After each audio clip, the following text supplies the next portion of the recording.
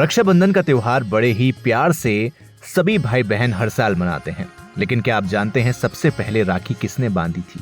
रक्षाबंधन को लेकर क्या है पौराणिक मान्यताएं हैं? क्या है रक्षाबंधन का इतिहास? आखिर रक्षाबंधन क्यों मनाया जाता है? चलिए इन्हीं सब बातों को जानते हैं इस वीडियो में। रक्षाबंधन को सभी भाई बहन बड़े प्रेम और स्नेह के साथ हर साल मनाते हैं।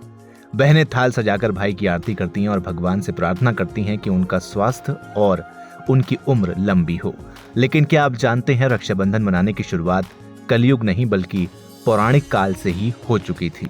ऐसी मान्यता है कि सबसे पहले सतयुग से इस पर्व की शुरुआत हुई और मां लक्ष्मी ने राजा बलि को रक्षा सूत्र बांधकर इस परंपरा का शुभारंभ किया। रक्षाबंधन के इतिहास को लेकर ऐसी ही कुछ और कहानियां भी काफी पॉपुलर हैं। आज हम इन्हीं कहानियों के बारे में आपको विस्तार से बताएंगे। सबसे पहले बात करते हैं इंद्र और इंद्राणी का रक्षाबंधन की। भविष्य पुराण की एक कथा में बताया गया है कि इंद्र देवता की पत्नी शूची ने उन्हें राखी बांधी थी। एक बार देवराज इंद्र और दानवों के बीच भीषण युद्ध हुआ था।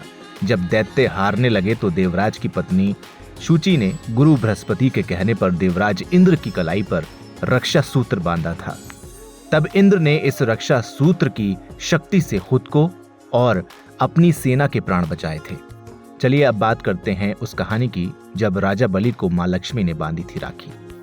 राजा बलि का दान धर्म इतिहास में सबसे ज्यादा प्रख्यात है। एक बार मां लक्ष्मी ने राजा बलि को राखी बांधकर बदले में उनसे भगवान विष्णु को मांगा था।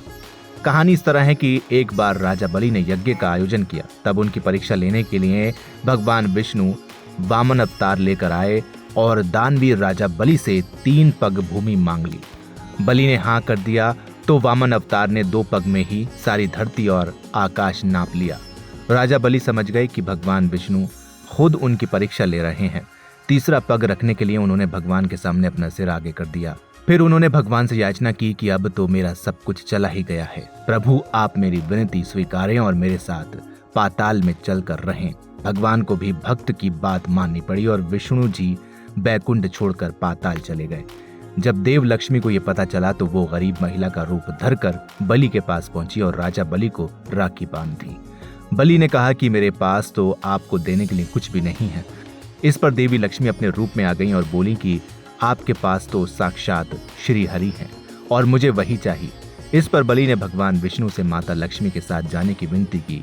तब जाते वक्त भगवान विष्णु ने राजा बलि को वरदान दिया कि वो हर साल 4 महीने पाताल में ही निवास करेंगे। ये 4 महीने चतुर्मास के रूप में जाने जाते हैं।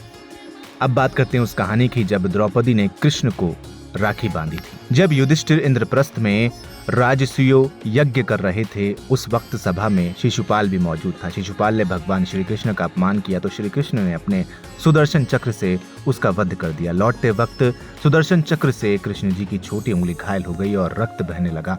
तब द्रौपदी ने अपनी साड़ी का पल्लू फाड़कर श्री कृष्ण की उंगली पर लपेट दिया।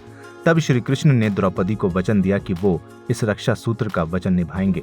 इसके बाद जब कौरवों ने द्रौपदी का चीरहरण किया तो श्री कृष्ण ने चीर बढ़ाकर द्रौपदी की लाज रखी। मान्यता है कि जिस दिन द्रौपदी ने श्री कृष्ण की उंगली पर साड़ी का पल्लू बांधा था वो श्रावण पूर्णिमा ही थी। तो ये थी रक्षाबंधन की कहानियां। उम्मीद है आपको पसंद आई होगी। वीडियो को लाइक करें, शेयर करें और चैनल को सब्सक्राइब करना बिल्कुल ना भूलें।